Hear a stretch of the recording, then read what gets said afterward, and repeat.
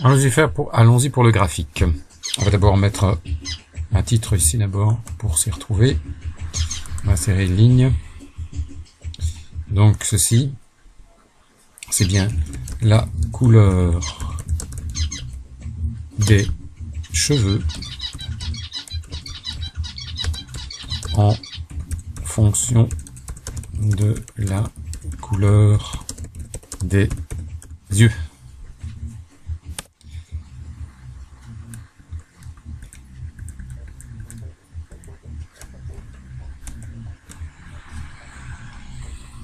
Étaler le titre, le mettre en gras et le souligner. Ce titre-là, on va le reporter là. Mais cette fois-ci, attention, c'est bien la couleur des yeux en fonction de la couleur des cheveux.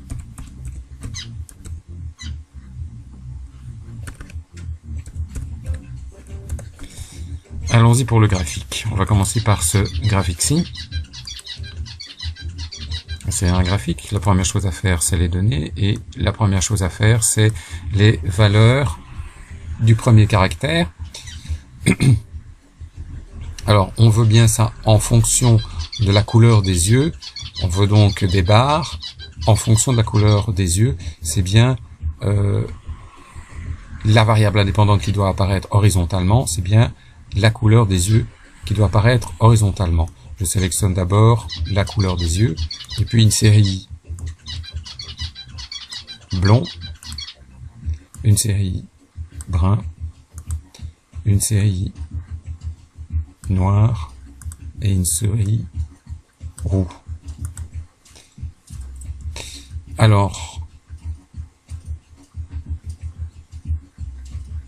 on va utiliser les 9 pour. Le graphique qu'on va faire apparaître, c'est un graphique en colonne où on va additionner. Voilà. On a bien pour chacune des couleurs bleu, gris, marron, la répartition de la couleur des cheveux. On voit bien que pour les yeux bleus, ici, il y a beaucoup plus de blond que pour les yeux marrons. On va donc personnaliser le graphique. Personnaliser le graphique. Le titre du graphique, c'est bien la couleur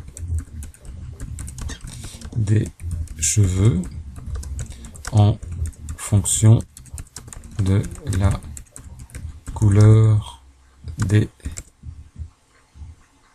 yeux. On va diminuer la taille de la police parce que le titre est un peu grand. On va le mettre en 12. Voilà. On va laisser la légende à droite. Il faut changer le titre horizontal et le titre vertical. À l'horizontale, on a bien la couleur des yeux.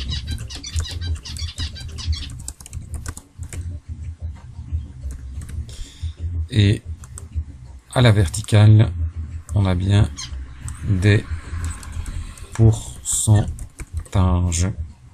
On va insérer le graphique. On va le déplacer pour le mettre en dessous de la table de contingence.